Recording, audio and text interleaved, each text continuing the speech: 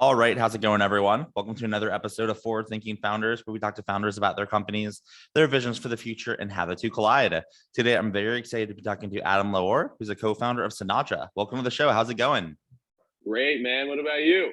Doing well. I always like when I can interview a Phoenix startup, and today is one of those days. So I'm excited to share what you're doing with the world. Yeah. Likewise. So I think to get started, I don't know how much of my audience is familiar with Sinatra. So you can just kick us off with, what are you working on? What is Sinatra? Yeah, so Sinatra is a platform for hospitality. We're building a set of tools, software, and hardware for restaurants, bars, hotels, country clubs, resorts, the whole nine. And we're starting by digitizing training for the industry. And pretty much today, in summary, if you want to go work at a restaurant or an outlet in hospitality, if you get trained at all, it's usually on Word documents and VHS tapes, and it's very, very expensive. On average, it's $6,000 per employee. So what Sinatra does is it digitizes the training into a mobile app, adds quiz taking functionality, a whole bunch of other features. It's $300 per month per outlet, flat fee, doesn't matter how many people. And and so we just launched a couple weeks ago, and traction has been off the charts so far. So walk me through a little bit about what happens if, when someone signs up to become a customer. Let's say I have a brick and mortar and I want training for my team. What happens once I become a customer? Walk me through that journey. Yeah, so let's say you want to sign up. You'll go to a landing page and basically just fill out a very simple onboarding form, just basic details about your restaurant. And then you'll upload your Word documents, any visuals, or just literally thoughts and text in your head. What we'll then do is we'll go to our team of engineers and designers, pump that content into Figma, curate a bunch of nice templated stuff that's somewhat branded, pump that into the app itself, and then we allow the restaurateur to basically create their own quizzes and tests, add their questions, add answers. And then from there, and they just go to their staff, tell them to download the Sinatra app from the App Store, and then they can just start to train. Walk me through a little bit about the origin story here. Why did you decide to start Sinatra? Tell me about the early days. Yeah, so my co-founder and I, Brian, we originally started a ghost kitchen in Gilbert, Arizona, and we basically were allowing for families to come pick up dinner. Long story short, Gilbert shut us down because we were violating traffic laws. And so what we did is we started to look at software solutions to hasten pickup lines. And then my co-founder has a deep background in hospitality, started looking and was like, hospitality itself for the last 20 years has been, really only with open table and a point of sale system from a technology standpoint. So why not? Let's actually build a real tool set for front and back of house on top of just pickup. And then we kind of dove into Sinatra from there. And you weren't born and raised in Arizona. Walk us through how'd you end up in Arizona? What's that story like?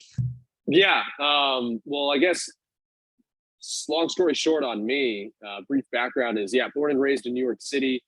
While I was in high school, helped build one of the biggest retail pharmacies in all of the city. Scaled that to from 150,000 in OTC revenue to about $3 million in OTC revenue over 2.5 years. And then basically from there, got into ghost kitchens by getting a tour at one of the first ever cloud kitchens in New York City. Didn't know at the time, but the guy who gave me a tour was Travis Kalanick. I was 14. I should have known, but just did it. And then basically once I got out of high school, I was like, all right, I was going to go to San Francisco because I wanted to get into tech and ghost kitchens. But then, San Francisco kind of went into the gutter, and then Phoenix to me started to look very, very appetizing in terms of, just a lot of raw infrastructure that if somebody kind of comes in town and builds something big, I mean, wow, it's what a place to do it in. Totally. And I think one additional question on that front, you're not here just building Sinatra. You've also started another organization or kind of movement here in Phoenix. Walk us through a little bit about what efforts you're doing in Phoenix and Arizona to put it on the map. Yeah. So, obviously when I met Travis, eventually when I figured out who Travis was after he published his op-ed in the Journal about cloud kitchens, I kind of got infatuated with his story. And then I found out that maybe, 15 years ago, and he basically turned his apartment in San Francisco into something called Jampad. And it was really just like this hacker house where people would come, write code, write angel checks, launch products, the whole nine. There's literally billions of dollars that have come out of that. And so when I came down here, I originally got plugged into, the old money elites and the hospitality network down here.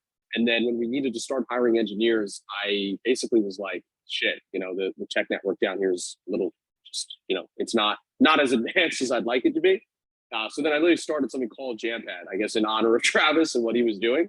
And we've had a little over 1,500 applications. We've only let in about 20 people. It's basically just this click for anybody who's in Arizona that wants to build true San Francisco style startups. And speaking of true San Francisco style startups, walk us through, if everything works out with Sinatra, what does it look like in 10, 15 years? Yeah, so long term, Sinatra is the actual platform for hospitality in terms of a tool set and how restaurants run their businesses and actually solve problems. In terms of what's going to happen in Q1 of 23, we're going to be rolling out basically some products that are going to be leveraging brand new pieces of technology that are solving problems in hospitality that most people don't even know exist, but are like hair on fire issues, from product recognition and inventory all the way to safety and security, deliveries, pickups, the whole nine.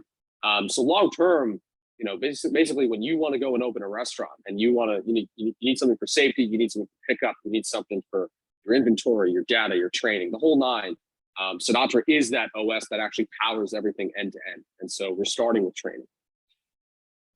And in order to make that happen, you'll need some help, right? It takes a village to make a startup work and scale. So my question for you is, how can the forward-thinking founders community help? Are you hiring, raising money, looking for customers, accounts? How can we assist? Honestly, just we're pretty solid right now. I guess any interesting feedback or support, I guess. I don't know. we're good. Totally. Spreading the good word for sure. And if someone wanted to get in touch, they wanted to become a customer, they wanted to learn more, how can they find you online? Do you have a website or social media presence, anything like that?